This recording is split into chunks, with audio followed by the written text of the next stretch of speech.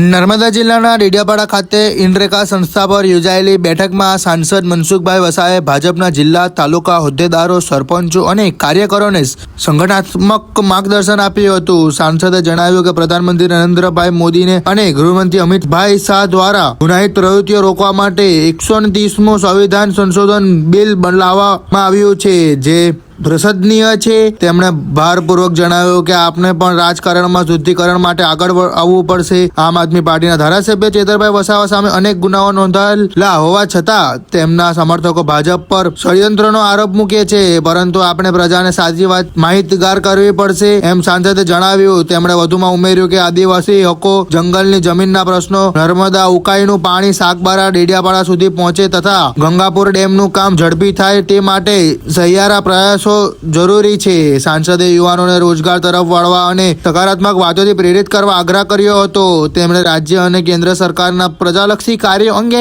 લોક જાગૃતિ માટે દરેક કાર્યકરે ગામડા સુધી પહોંચવું જોઈએ એવું આહવાન પણ કર્યું। આજે ડેડિયાપાડા વિધાનસભાના આગેવાન કાર્યકર્તાઓ, તાલુકા પંચાયતના સભ્યો, જિલ્લા પંચાયતના સભ્યો, તાલુકાની જિલ્લા સંગઠનના લોકો અને સરપંચશ્રીઓની એક અગત્યની મિટિંગ ઇનરેગા સંસ્થામાં રાખવામાં આવી। આમાં કેટલાક અહીંના સાગવારાના, સેલંબાના અને ડેડિયાપાડાના વેપારીઓ પણ આજે કેટલાક લોકો ઉપસ્થિત હતા। વેપારીની માંગણી એવું છે કે આ સેલંબા બોર્ડર છે, સાગબારા બોર્ડર છે, વેળા કંપની, આવી કેટલીક બોર્ડરો પર જે પોલીસવાળા જે ચેકપોસ્ટો હોય છે એ એમનું ખૂબ મોટું શોષણ કરે, એમની પાસે પૈસા ઉઘરાવે છે। એની પણ મને રજૂઆત કરી, હું યોગ્ય જગ્યાએ પોલીસ ખાતામાં રજૂઆત કરીશ, ભરૂચ પોલીસને અને નર્મદા પોલીસ વિભાગને ધ્યાન દોરીશ। પરંતુ જે મુખ્ય આજની જે મિટિંગ હતી એ મુખ્ય મિટિંગમાં એટલા માટે મેં રાખવામાં આવી કે આજે ધારાસભ્ય ચૈતર વસાવા સાથે જે ઘટના ઘટી છે બહુ સ્પષ્ટ છે કે ચૈતર વસાવાએ તાલુકા પંચાયતના પ્રમુખ સંજયભાઈ વસાવા અને કાચનો ગ્લાસ માર્યો, મોબાઈલ છૂટો મૂક્યો અને સાગબારા તાલુકા પંચાયતના પ્રમુખ બેનની સામે ખરાબ વર્તન કર્યું, એની સામે લઈને ફરિયાદ થઈ। કોઈ પણ ફરિયાદ થાય એટલે પોલીસની ફરજ છે કે ફરિયાદ દાખલ કરે ને એ ફરિયાદના કારણે એની ધરપકડ થઈ। તો ખરેખર તો આમ આદમી પાર્ટીના નેતાઓને મારે એમ કહેવું છે, અને આજ લોકોને પણ મેં જ વાત કરી કે ચૈતરભાઈને છોડાવવો હોય તો કાનૂની પ્રક્રિયાથી એને છોડાવવો જોઈએ, એમને સારો વકીલ રોકીને ચૈતરભાઈને છોડાવવો જોઈએ। પણ આમ આદમી પાર્ટીના નેતાઓ ચૈતરભાઈને જેલમાં જ રાખવો છે અને લોકોમાં ખોટો પ્રચાર કરવો છે। મારા પર આરોપ મૂકે કે મનસુખભાઈ, આ ગણેશ કરીને બોગસનો એક વ્યક્તિ છે કાર્યકર્તા આમ આદમી પાર્ટી, એ મારા પર આરોપ મૂકે છે। મેં ટીવીમાં જોયું કે મનસુખભાઈ અને ચૈતરને ખોટી રીતના ફસાયો, ભાજપ સરકાર ચૈતરથી ડરે છે એટલે એને ખોટા કેસ કરાવે છે। ખોટા કેસ નથી, 19 જેટલા કેસો છે। ચૈતરભાઈ ધારાસભ્ય તરીકે જે ગુના કરે છે એની સામે એફઆઈઆર થઈ છે, એના કારણે બધી કાર્યવાહી થાય છે અને એમને છોડાવવો હોય તો કાનૂની પ્રક્રિયાથી છોડાય છે, અમને કોઈ વાંધો નથી। પણ જે ખોટો અપપ્રચાર કરે છે એટલે એ ખોટો અપપ્રચાર થી બચવા માટે મારા કાર્યકર્તાને સાવધાન કરવા માટે આજે મેં મિટિંગ બોલાવી। નહીં તો શું છે, ચોર સાવકાને દંડે એના જેવી સ્થિતિનું નિર્માણ થઈ રહ્યું છે।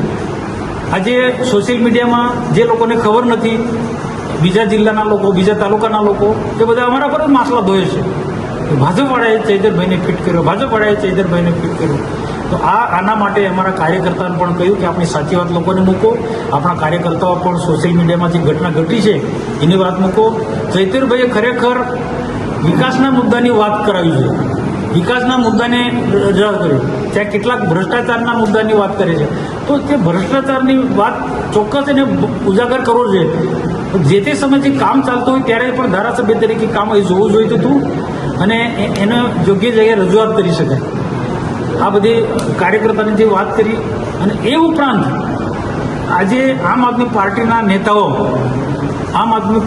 નેતાઓ, તાલુકાના નેતાઓ, જિલ્લાના લોકો કે પ્રદેશ કક્ષાના નેતાઓ અહીંયા ડેડિયાપાડામાં આવે છે અને ભાજપ પર અને અમારા જેવા પર ખોટા આરોપો મૂકે છે, અને ખાસ કરીને મારા પર।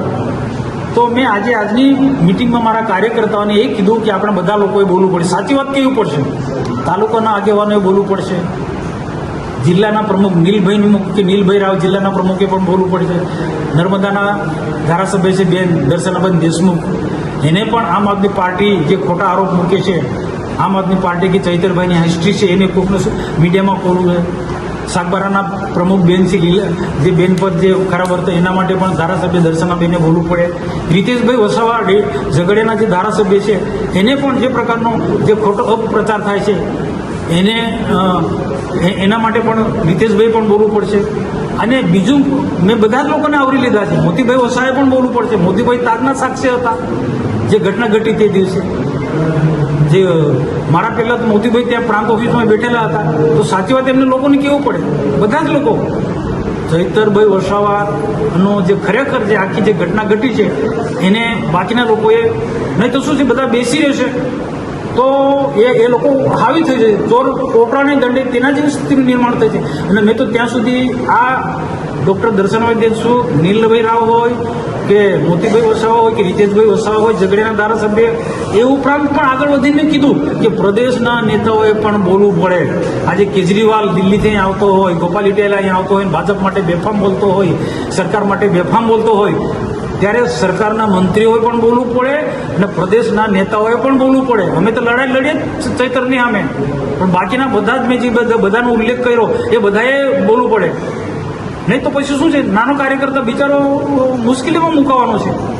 એટલે અમે જે પ્રકારની જે મુવમેન્ટ ચાલે છે, હમણાં જોરશોરમાં મુવમેન્ટ ચાલે છે, આદિવાસી સંસ્કૃતિની તોડવાની વાત કરે છે, અલગ ભીલ પ્રદેશની વાત કરે છે, આદિવાસી હિન્દુ નથી, આ પ્રકારની મુવમેન્ટ આમ આદમી પાર્ટીના લોકોને ચૈતન્ય કંપની બધું આ બધું ચલાવે છે. એનાથી આદિવાસી વિસ્તારની આખી જે સંસ્કૃતિ છે, આદિવાસી સંસ્કૃતિ, એ તોડવાના બધા પ્રયત્નો કરી રહ્યા છે. તો વિકાસની વાતો કરો તમે. વિકાસના માટે ઘણું બધું કરી શકાય તેવું છે. મેં આજે કાર્યકર્તાઓને કીધું આપણે ગંગાપુર ડેમ બનાવવો જોઈએ તાત્કાલિક, અને ગંગાપુર ડેમ બનાવીને એને નર્મદાનું પાણીમાં નાખવું જોઈએ, અને સાગબારાના ડેડેપાડાના ખેડૂતોને સિંચાઈનું પાણી આપવું જોઈએ, ઉકાઈનું પાણી સાગબારાના ખેડૂતોને આપવું જોઈએ. યોજના બની છે પણ મંદ ગતિએ ચાલે છે, તો એ પણ ઝડપથી પૂર્ણ થયું છે. આવા મુદ્દા ઉપાડવા જોઈએ બધા જ લોકોએ, ભાજપના લોકોએ ઉપાડવા જોઈએ અને બાકીના વિરોધ પક્ષવાળાએ પણ પ્રજાના હિતમાં આવા મુદ્દા ઉછાળવા જોઈએ. નહીં તો શું છે, આ બધું ખોટા આરોપો મૂકવા, ભ્રષ્ટાચારને રોકવું હું માનું છું. ને આજે તમે જો રાજનીતિમાં ગુનાહિત કૃત્ય રોકવા માટે દેશના પ્રધાનમંત્રી નરેન્દ્રભાઈ મોદી સાહેબે એક નવું બિલ લાવ્યા છે. ગૃહમંત્રી હોમ મિનિસ્ટર અમિતભાઈ શાહ નવું બિલ લાવ્યા છે. જે પ્રધાનમંત્રી હોય કે મુખ્યમંત્રી હોય કે કોઈ પણ મંત્રી કોઈ ગુનો કરે તો એ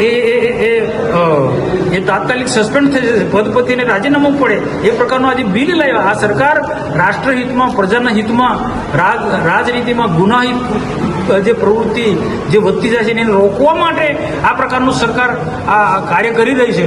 તો તાલુકા કક્ષાના, જિલ્લા કક્ષાના, પ્રદેશ કક્ષાના નેતાઓએ પણ આના માટે આગળ આવવું પડે. ને જે ચૈતર એન્ડ કંપની જેવા તમે જો છે, તમે જો 19 જેટલા ગુના એની સામે છે, અને બીજા વિકાસની તો વાત જ નથી, અને કરે છે અધર વાતો કરે, અને જે ફોરમમાં વાત કર્યું હોય એ ફોરમમાં વાત નથી કરતા.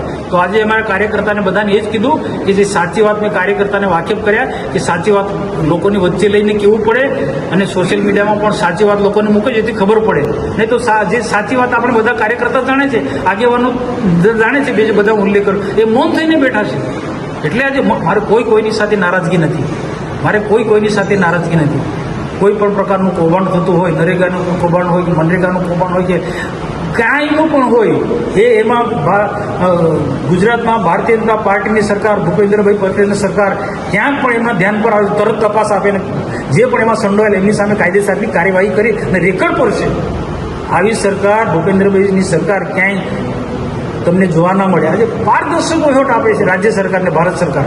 તો નીચેના કાર્યકર્તાઓએ પણ ખુલીને બોલવું પડે એવા ખોટા લોકોની સામે. એ આજે કાર્યકર્તાને મેં વાત કરી છે.